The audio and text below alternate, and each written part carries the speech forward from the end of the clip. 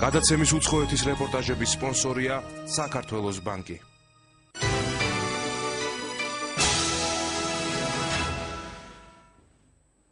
ქალაქში მკვლელია. ეს ფრაზა მთელი კვირის განმავლობაში დედაქალაქში ბევრს აშინებდა. სხვებს აცინებდა, ზოგს კი უბრალოდ აფიქრებდა. თუმცა თეთრი ნაკვალევი გზაზე უყურადღებო თითქმის არავის დარჩენია. ბოლოს გაირკვა, რომ ეს მკვლელი ნარკოტიკია. წამალი, რომელსაც უამრავი სიცოცხლე მიაქვს.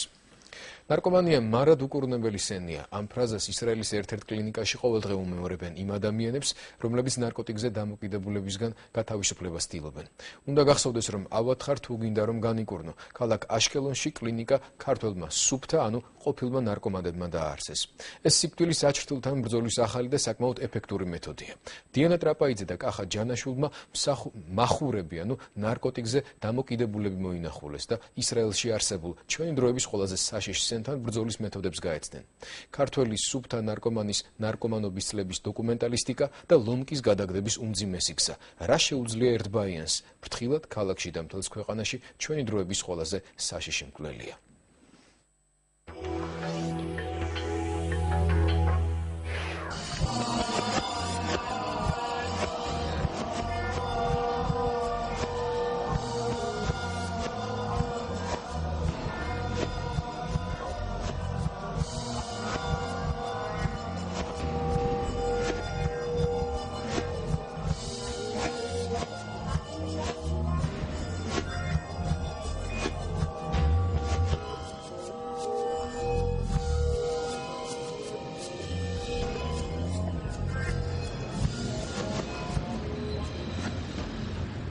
ემიგრანტების ქვეყანაში ნარკოტიკების გარეშე ცხოვრება ძნელია.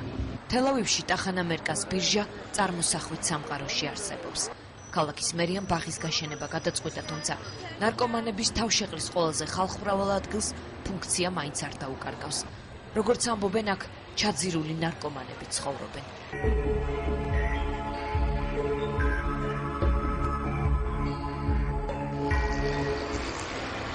ადამ მიცკევიჩის ქუჩა იაფოშია.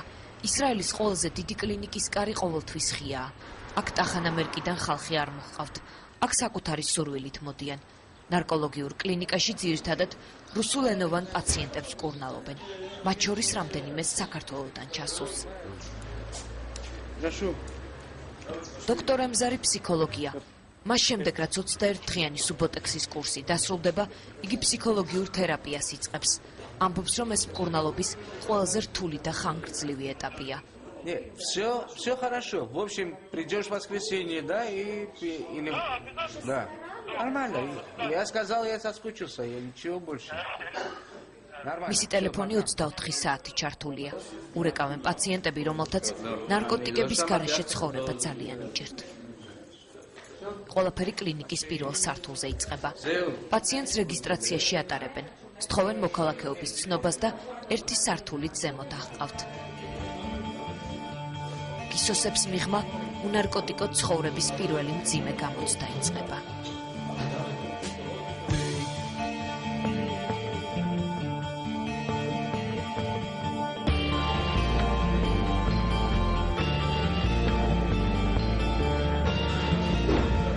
Bye, Gruzia. Hello from Israel. Bye. ზოგისთვის მე-9 დღეა, ზოგისთვის 21. ამას დიდი მნიშვნელობა არ აქვს. თავარია რამდენ ხანს დარჩები სუფთა. იყო სუფთა ნიშნავს ცხოვრობდე ნარკოტიკების, ალკოჰოლის, დოპინგის გარეშე. აქ ცხოვრებას სუფთა დღეების მიხედვით ითვლიან. Тут пьют метадон. Они приходят сюда на окошко. ის ვინც ნარკოტიკების გარეშე ცხოვრებას ვერ ახერხებს, მაგრამ შეუძლია მეტადონს დასჯერდეს, იაფოს კლინიკაში ყოველდღე კუთვნილ დოზა მეტადონს იღებს. რა თქმა უნდა, უფასოდ. უფასო მკურნალობის კურსის გარდა სახელმწიფო სუფთად დარჩენილებს ერთი წლის განმავლობაში ყოველთვე $400 უხდის. У нас есть обширная программа помощи людям, которые болеют, страдают этой проблемой наркомании, проблемой зависимости. ისრაელის მთავარი ნარკოლოგი აღიარებს, რომ ქვეყანაში, სადაც თავი ათეულობით ქვეყნიდან ჩასულმა რეპატრიანტმა მოიყარა, ნარკომანია სერიოზული პრობლემაა. ამისთვის ბიუჯეტიდან წელიწადში 100 მილიონი შეკელი იხარჯება. ისრაელში ყველა მიცის, რომ ნარკომანი ავადმყოფია. დამნაშავეც კი თუ ის ნარკომანია, ციხის ნაცვლად კლინიკაში მიდის, მაგრამ ზოგს კლინიკაც ციხედ ეჩვენება. მათთვის ცხოვრება მხოლოდ ტახანა მერკაზია.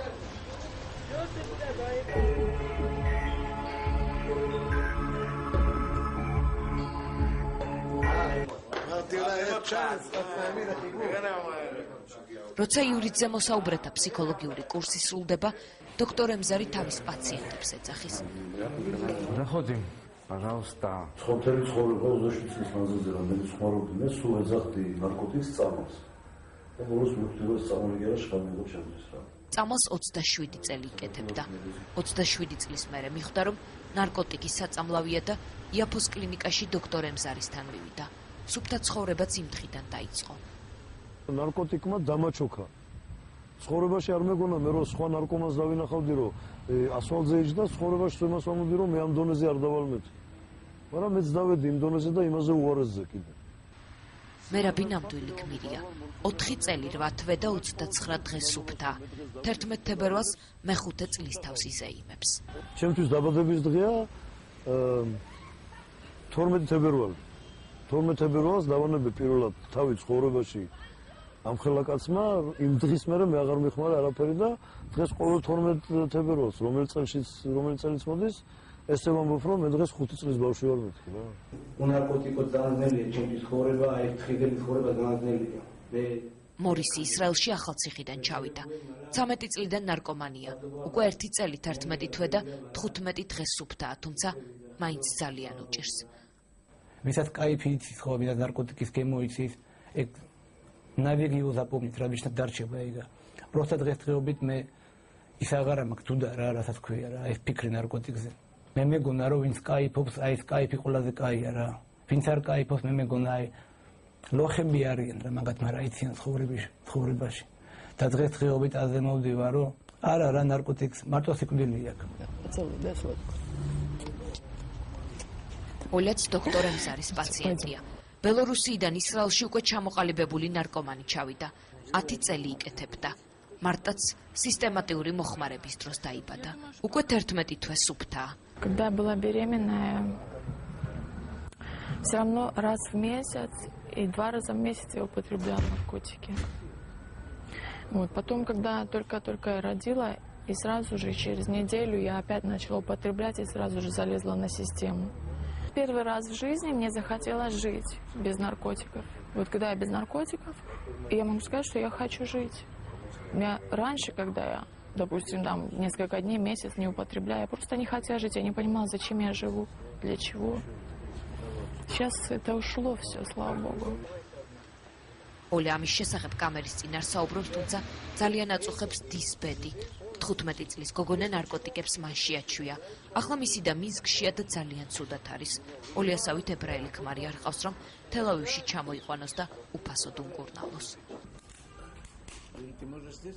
სლავას უფრო სერიოზული პრობლემები აქვს. 5 წელი ნარკოტიკს არ გაკარებია.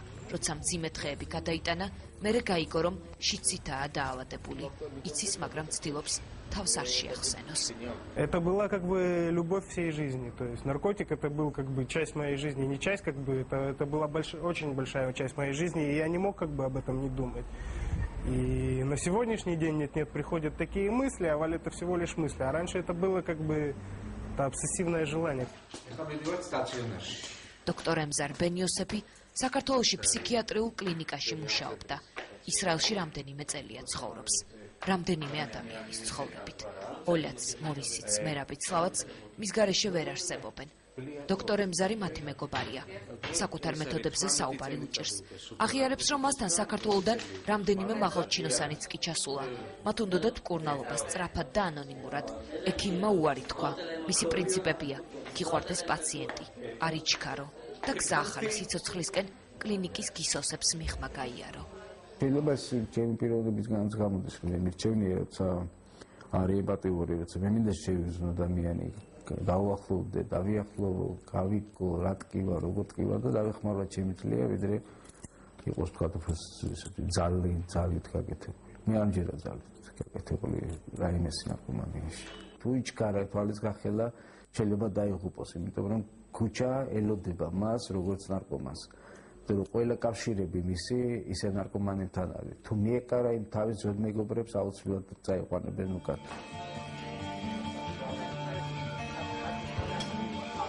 Это показывать не будет точно.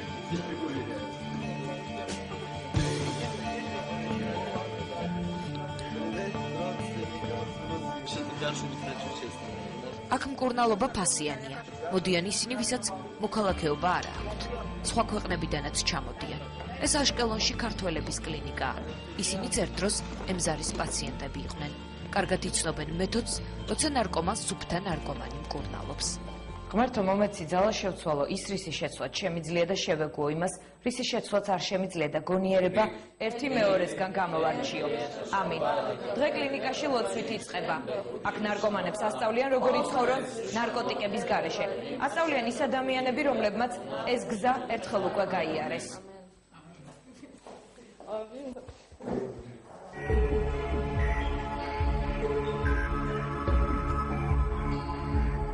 Мы жили для того, чтобы употреблять, и употребляли для того, чтобы жить.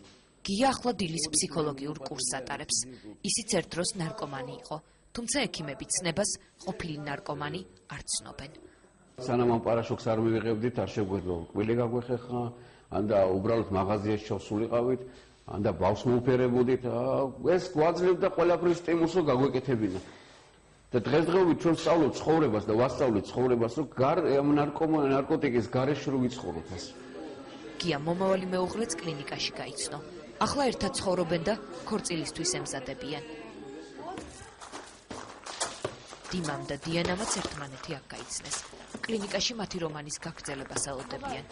ნარკომანიაში დაუწერელი წესია. ყოფილი მახურები, ანუ ნარკოტიკზე დამოკიდებული ადამიანები ერთად არ უნდა ცხოვრობდნენ, თუმცა წესები ისე როგორც ცხოვრებაში აქაც ირღვევა. ირაკლი ლომაია კლინიკის ხელმძღვანელია. პროფესიით ფსიქოლოგი, ყველა პაციენტს უხსნის, რომ ისინი ავადმყოფები არიან და ეს მთელი ცხოვრება გაგრძელდება. ბევრი შემთხვევები მომხდა რა სამწუხაროდ, რომ ხალხი დაბრუნებულა უკან. იმიტომ რომ დაივიწყეს საიდან მოვიდნენ, დაივიწყეს რა სჭირდათ, რა გაიარეს.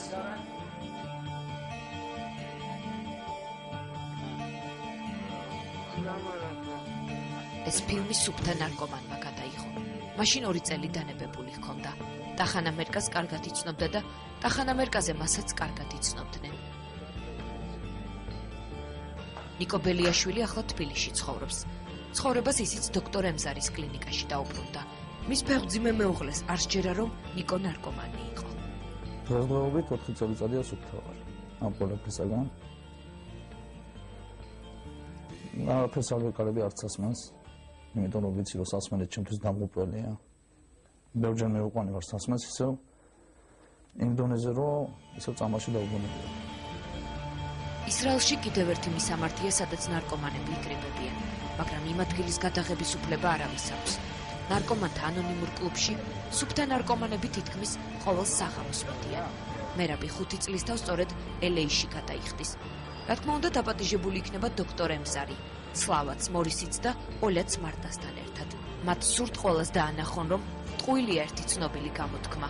ნარკოტიკს ხოლმე თავს ანებებს ოდესღაც, მაგრამ არავინ სიცოცხლეში. ჩვენი სიუჟეტის ერთ-ერთი გმირი, რომელმაც ნარკომანობის კოშმარი ფირზე აღბეჭდა, ახლა ქალაქ აშკელონში არსებული კლინიკის მსგავსი ცენტრის გაკეთებას საქართველოში გეგმავს. იმედია ყოფილ მახურს, ნიკო ბელიაშვილს მხარდამჭერები გამოუჩნდებიან და სუფთა ნარკომანების ფსიქოთერაპია დღევანდელ ნარკომანებს სიკვდილის აჩრდილის დამარცხებაში დაეხმარება. მეზობლებსა და თანასოფლელებს შორის ჩხუბი და შეკამათები